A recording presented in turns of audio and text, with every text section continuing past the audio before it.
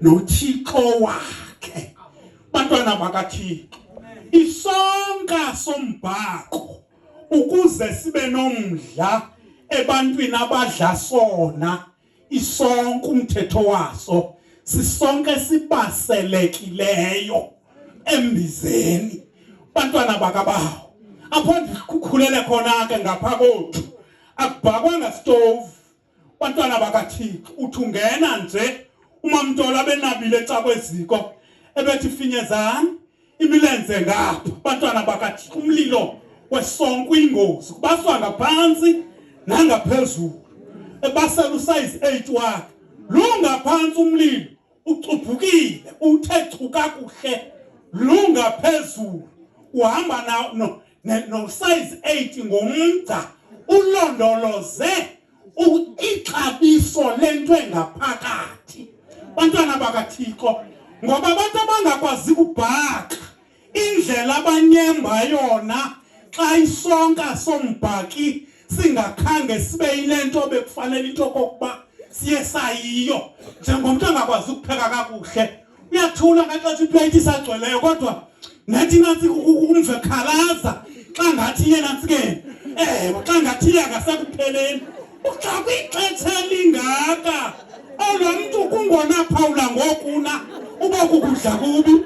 Bantwana bakabawo, ehlabathini apha niyakubana embandezelo, kodwa inganikhalabisi lonto, ngoba mna ihlabathi ndiloyisile. Bantwana bakaThixo, xa sukubusa embandezelweni ijonge imbandezelo yakho. Bantwana bakaThixo, imbandezelo le yakho ijongo kokuba ikuthatha ixesha elingakanani. Nethi ixesha lithanda ukuba lidana noko nasenkonzweni yeke suyibika. Bantwana bakaThixo, ngoba apha enkonzweni bakhona bangekho ngakuwe. Bantwana bakaThixo, sikhonza nabantu abakhonzayo abayithandayo ivangeli kodwa bengaguqukanga, bengeyiyo lento sikuyo. Bantwana bakaThixo, ngekukholwa into kokuba apha njengoba sithandaza nje apha enkonzweni kukho abantu abamamela imithandazo yabantu. Bantwana bakaThixo, wena mntu ongena sifuba oligiyogiyo nje lekholwa elingena ngcina sifuba, bantwana bakaThixo uzithetha zonke izinto xa komntu ongekho ngakuwe. Bantwana bakabawo, ewe ude kubenzima kakhulu ngexesha sekukhona nalento ngezinto zabantu batha WhatsApp. Ewe nikhonza njapha ukho abantu abahambisa inhlungu zabanye abantu ngoWhatsApp. Bantwana bakaThixo, hayi simva pha emthandazweni akhe okokuba sihamba naye ngolayini. Bantwana bakaThixo, ewe ixesha lesiphelo uSathana usebenzisa abantu abaphi abangaphakathi. Andithi niyabona apha edolophini emsenisiki kuphela kwadolophu endiyaziyo. Bantwana bakaThixo, ndingaze ndiye kwenye idolophu ndazapha elisikisiki. Andithi niyabona kwezidolophu zasesikisiki kwezivenkile zama-China ezilapha ukusibona i-security somntu selinye India lipha ungeke usibone. Njengoba India eliphaya bonke aba bantu banevenkile eziphaya beqatha abantu abafana nathi kanje kuthenga abanye abantu abafana. Uyazi into kokuba xa kwebe omnye umuntu onze ngawe indlela zomngomba yona la muntu ebileyo pha ngamanye amazwi inja uyileqa ngentoni ngenye inja. Bantwana bakaThixo, noSathane unjalo amakholwa esingawo waleqa ngamanye amakholwa. Bantwana bakaThixo, akengeke uSathana ayothatha umuntu osetyalwe enhliziyo bamba ikholwa. Hayi ngeke alifumane, ngeke alifumane. Bantwana bakaThixo, xesha lesiphelo nisivile isihloko sale chapter ndifuna lithi ixesha lesiphelo. Mphongo muthini wena? Ndithi mna uthi uYesu sifikile sinjalo isiphelo, kodwa ehlabathini ewe kona. Yamadoda nindiva kakuhle, nindiva kakuhle. Uthi uYesu noba isiphelo sikhona sehlabathi kodwa imbandezelo iqale kum na Yesu anehlelwanga into engazange yehlela abantu bantwana bakaThixo wathi akubayoyisile imbandezelo yavuka lento ingathi khange kuhle kwanto mzokwanqathila yabheka ezintsabeni zawo yathi uxolo lwenkosi imali ube nani bayika baba babona umsoloko bantwana baka wathi no andingomsoloko jongani ndinenyama namathambo namanxebe nindingcwelehe wona angawo la ngoba xa ngabe usembandezelweni uYesu ufuna into yokuba xa ekukhupha embandezelweni kucaca into yokuba ukhutshwe nguye ungathi wakubukhutsiwe ubonga bakuni bantwana bakaThixo uThixo akafuni umuntu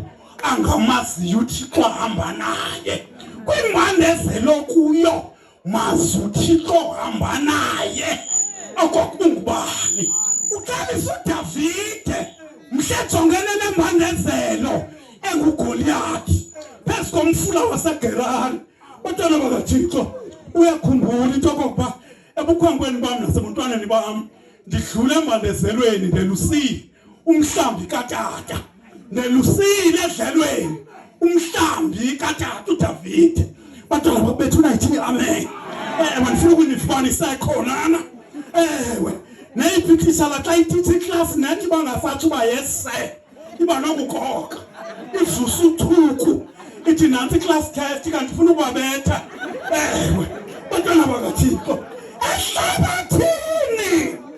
ehlabathini niyakubona ntoni come class nembandezelo kodwa nithini nomelele ningaxhalabi ngoba nihamba nabani noYesu oyaziyo intoni imbandezelo nathoke bantwana bakaThixo apha embandezelweni kukho izinto ezifumanekayo bantwana bakaThixo imbandezelo noba yasemsebenzini noba yasemzini noba yasemtshatweni kodwa ithina embandezelweni nyamezela imbandezelo yakho bantwana bakaThixo kwezinye imbandezelo ukucetyiswe nangumuntu ongayaziyo intoni imbandezelo ongekho kuyo umvethi mna ndiyakucebisa uba ngabe ibindim nabe ndizawuthi ndithi kanti ukuphusela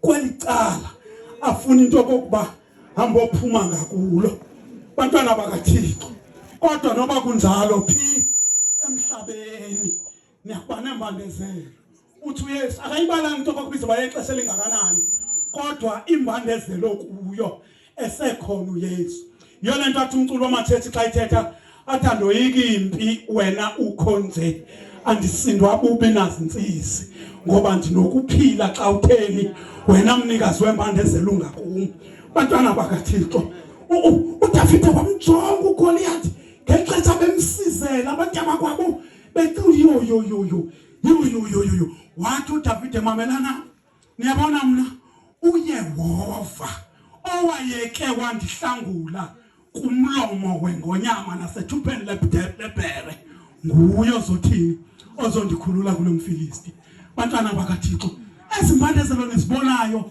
bantwana bakabawo akokuphela kobomi koko kuzalwa izinto ezintsha kwimpilo zenu xa kuzalwa izinto ezintsha empilweni yakho umuntu bathathanani boma umuntu bangathi uyabulawa kanti uyakhiwa bantwana bakaThixo uba ngathi uyabulawa bengathi ilanga lizuphinde liphume xa litshonile kodwa ubuhamba nomnikazi walo ilanga okwaziyo ukutshona kwalo nokuphuma kwalo uyawuxelisa la mina sithi umwisile njengokuba kude kwentshonalanga kwimpumalanga injalo inceba kaYehova phezu kwabo bamoyikayo ndiba ndigqibile nje bethuna ndiba ndigqibile ngoku ubangaba nje ngoku bekuthiwa ndingumuntu onochuku nje ngendisithi andivakatshanga ukuzemantusini abathi kuyimbandezelo yam mandihambe nawe kuyimbandezelo yam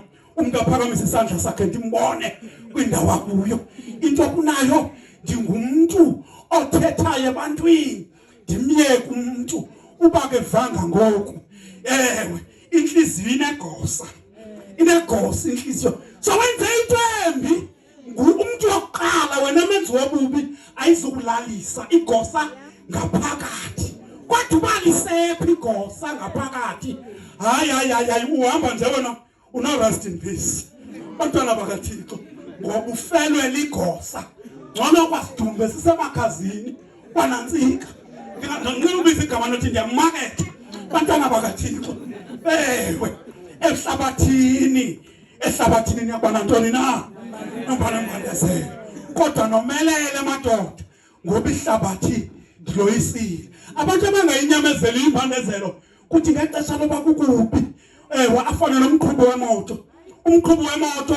xa ngaba udaka lupila ngaphambili utho yena kuqala imoto ingekabhabhi athi yo Thixo le moto doyithini koludaka yo ithi sithi athi hayi inethebo asimele ngento engenamsebenzi bantwana bakaThixo ingxaki yakho na inethebo le moto ayinamandla bantwana bakaThixo uqaqwa bhabha yena engekazami bantwana bakaThixo kodwa ubulikholwa limaziyo uThixo walo uzibekwa nje uvela uthi wena Nkosi wena yabona wena Nkosi wenza zonke izinto uyazazi watsho njalo uPetros ecinga uphendula uYesu ngetiming yakhe kuba bebedle into ezimandi ngezona bantwana bakaThixo ubufuna ukuwina abantu xa ugaya inkxaso banika izinto ezidliwayo badle bahluthe bantwana bakaThixo ngeke urhulumente wezwe lakowethu bathi ngawethu awukhona umuntu athi kwezi siqhwale lalini yami wethu bathi ukuthatha amandla athi kodwa wena uhluthile kuba ngawethu bantwana bakaThixo ngeke izisu zinyamathele emqolo bathi ngawethu yona lento enkonzweni xa kunikelwe kuqala bantwana bakaThixo